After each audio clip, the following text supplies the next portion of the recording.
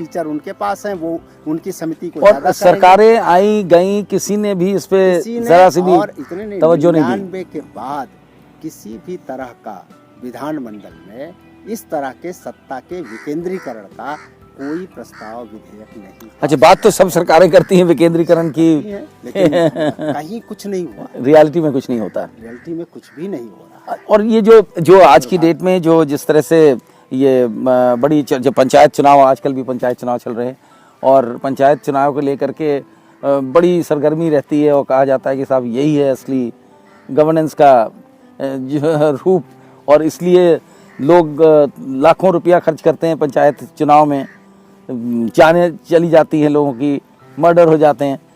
फिर इतना ज़्यादा जब अगर ये पावर नहीं है वहाँ पे, तो इतना ज़्यादा इसके लिए लोग उत्सुक में एक चीज परेशान क्यों रहते हैं? एक चीज और समझना होगा जिससे इसको लिंक किया जा सके।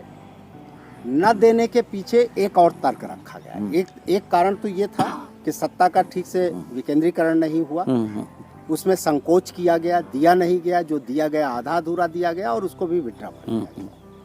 दूसरा ये था कि पंचायतों को नकारा सिद्ध किया गया और नकारा बनाया गया, सिद्ध नहीं किया गया, बनाया। उसमें जो ग्रामीण स्तर के लोग थे, उन्होंने कभी इस पे उसके खिलाफ आवाज नहीं उठाई? नहीं, एक तो ग्राम प्रधानों का संगठन होता है, वो आवाज उठाता रहा है, लेकिन उसकी आवाज का कोई असर कभी नहीं बना। उसके कारण है ना, असर बनने के भी उसके कारण है। वास्तव में पंचायत जब हम कहते हैं तो पंचायत का मतलब पूरा गांव होता है। जी, पंचायत का मतलब कोई एक व्यक्ति पंच नहीं, सिर्फ पंच नहीं या प्रधान नहीं, पूरा का पूरा गांव।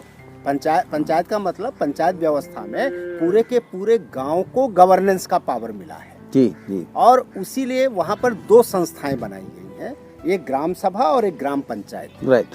ग्राम सभा चुने हुए सदस्यों की ग्राम सभा वहाँ के मतदाताओं को मिला करके बनती है। जितने मतदाता हैं उनको मिलाकर के ग्राम सभा। ग्राम पंचायत चुने हुए सदस्यों की है, जो 11-12 लोग चुने जाते हैं, उनको मिलाकर ग्राम पंचायत बनती है, और ग्राम सभा बनती है मतदाताओं से। है क्या आज की तारीख में? अच्छा, दूसरा जो संवैधानिक व्यवस्था है उसके अनुसार निर्णय लेने का अधिकार ग्राम सभा के पास है, ग्राम पंचायत के पास निर्णय का अधिकार नहीं है। निर्णय का अधिकार ग्राम सभा के पास उसी तरह है जिस तरह राज्य के बारे में निर्णय का अधिकार विधानसभा के पास है, और जिस तरह से देश के बारे में लोकसभा में, ठीक उसी तरह ग्राम सभा को है। ग्राम सभा जो निर्णय लेगी उसको क्रियान्वित करने का दायित्व जो है वो ग्राम पंचायत को है, जैसे मंत्रिमंडल को है यहाँ और वहाँ। तो ग्राम पंचायत मंत्रिमंडल है और ग्राम सभा विधायक। लेकिन रियलिटी में ये सब कुछ नहीं होता। रियलिटी में ये कहीं स्टैंड नहीं कर रहा है। ग्राम सभाएं हो नहीं रही हैं ठीक से, ठीक है, दिखा दिया जा रहा है, निर्णय दिखा दिया है, हो नहीं रही है। ग्राम पंचायतें ठीक से बैठ नहीं रही। वार्ड मेंबरों को, ग्राम पंचायत वन मैन ऑर्गेनाइजेशन बन के रह गई है, प्रधान ही पंचायत, प्रधान, वार्ड सदस्यों की स्थिति बहुत कमजोर है। तो ऐसी स्थिति में जो क्यों वार्ड सदस्यों की स्थिति क्यों कमजोर है, उस पे आते हैं। ये स्थिति है ना जो बनी है, इस स्थिति ने सरकारों को इस बात के लिए स्पेस दे दिया, अवसर दे दिया कि अगर कोई मांगने जाता है, जितना हमने दे दिया है उतना ही नहीं कर पा रहे हो और क्यों मांग रहे हो। अच्छा। अगर जब भी प्रधान संगठन गया तो ये तर्क आता है कि हमने आपको दिया, आप उस पैसे को खा गए, आपने ये गड़बड़ कर दिया, भ्रष्टाचार है, कहीं ग्राम सभा नहीं बैठ रही है, ये वो नहीं हो रहा है, तो हम क्यों अधिकार और आपको दे दें। जबकि जिम्मेदारी उनकी थी कि इस लायक बना दो, इतना सक्षम बनाते, उस तरह का प्रशिक्षण आयोजित किया जाता, वो नहीं किया गया। एक कारण तो ये रहा जो नहीं मिला। वार्ड मेंबरों की हालत बहुत कमजोर है। उसके पीछे क्या कारण? उसके पीछे एक कारण ये है कि पंचायती राज जो सिस्टम है ना, उस सिस्टम को हम ठीक से गांव तक समझा नहीं पाए लोगों। जबकि सच्चाई ये है, संविधान में भी कहा है कि तीनों स्तर की पंचायतें चुने हुए सदस्यों से बनती है। प्रधान, सरपंच या मुखिया का कोई नाम नहीं है संविधान में। अच्छा। ये शब्द संविधान में आया ही नहीं है।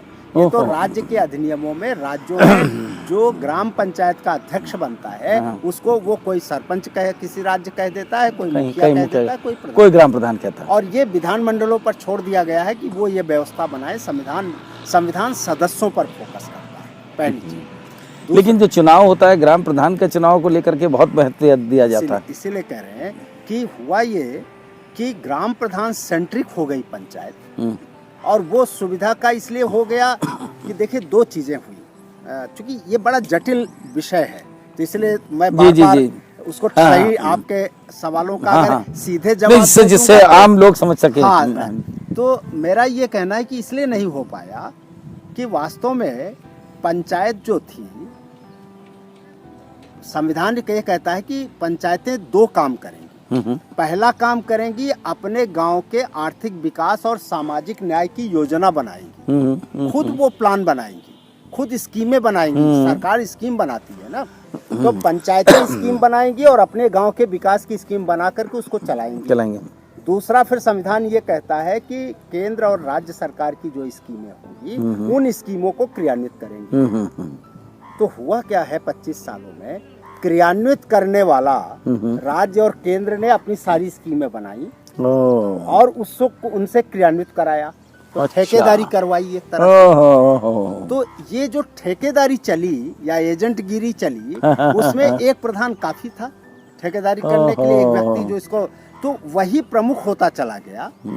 और ये सब और बाकी योजना बनाना उसमें लोगों की भागीदारी होनी थी ना, वो चीज नहीं हो पाई। तो लोगों की भागीदारी नहीं हो पाई, गांव की योजना नहीं बन पाई ठीक से।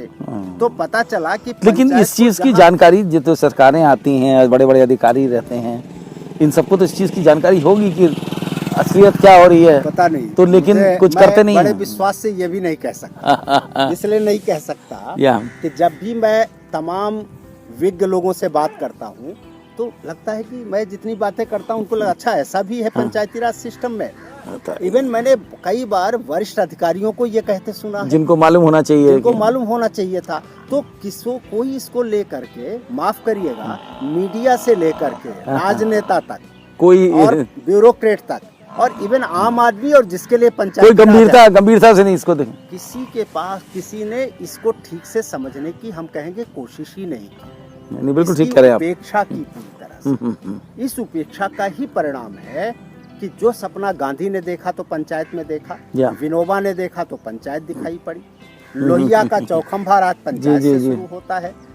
ठीक है, दीनदयाल उपाध्याय मानते हैं कि सरकारें बस इतना ही करें कि पंचायतों को उनके अधिकार सौंप दें, सब देश ठीक हो जाएगा। ये दीनदयाल जी का राजीव गांधी ने देखा ही अंतिम अभीष्ट। जी बिल्कुल। नरेंद्र मोदी जी के पुराने भाषण और मुख्यमंत्री, इनके भी वर्तमान प्रधानमंत्री जी को ले लीजिए, वो भी ग्राम स्वराज और इसी में देख रहे हैं भविष्य, सारा कुछ तो इसी में देख रहे हैं, बातें इसी की करते हैं। इतना सारा सबका भविष्य देखने के बावजूद अंत में गंभीरता से जमीनी स्तर पर किसी भी लेवल पर लिया ही नहीं गया। परिणाम हमारे सामने।